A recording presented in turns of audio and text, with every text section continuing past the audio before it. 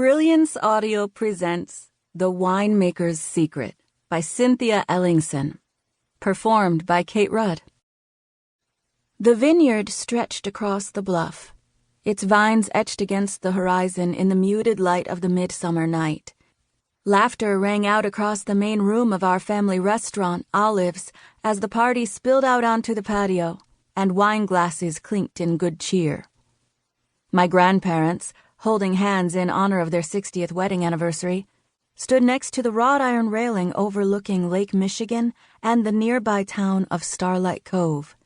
In the distance, the lighthouse twinkled, its cheerful rhythm flashing against the water. I let out a shaky breath. The speeches were just a few minutes away, and my parents had requested we all say a few words. My grandparents deserved to be celebrated for the wonderful family and business they'd built together. But the idea of public speaking made me want to go do inventory in the wine cellar. "You okay?" Kelsey Whitaker, my best friend since grade school, gave me an encouraging smile. "I know you're nervous about this, Abby." "I'm good." I adjusted the straps of my A-line dress. "My plan is to shock and awe." Taking in the crowd, I added, "Though that shock and awe might come from the moment I run for the door." "You can't do that." Kelsey smoothed down a loose strand of my hair. "This is your big chance to show your grandfather you deserve your dream job." Earlier that week, our operations manager had finally retired, but Pappy had passed on my application. He'd said he wanted the replacement to be someone comfortable in the spotlight.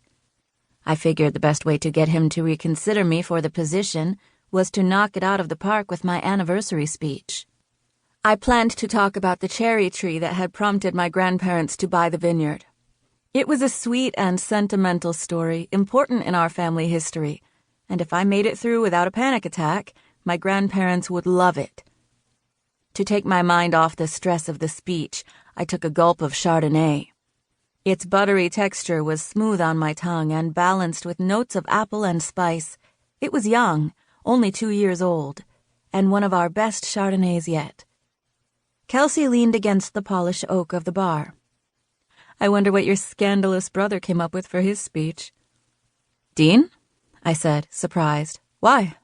He stood in the corner of the room, sporting black skinny jeans and a black t-shirt like some too-cool-for-school rock star. The outfit irritated me. Maybe because, even though my brother was pushing 35, he still dressed like a rebellious teenager. She took a sip of Cabernet Franc. "No reason." "He's trouble, Kelsey," I warned. "You know that."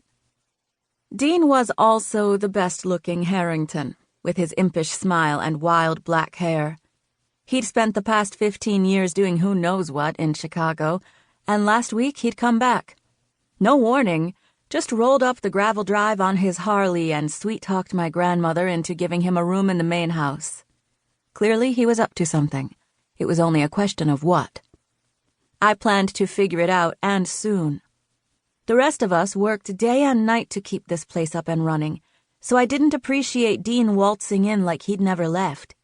He assumed, in spite of everything, that he still had a prime place at the table, which bugged me to no end.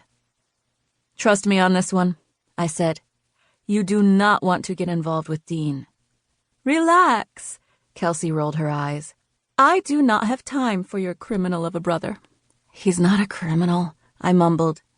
At least, he hadn't been for several years.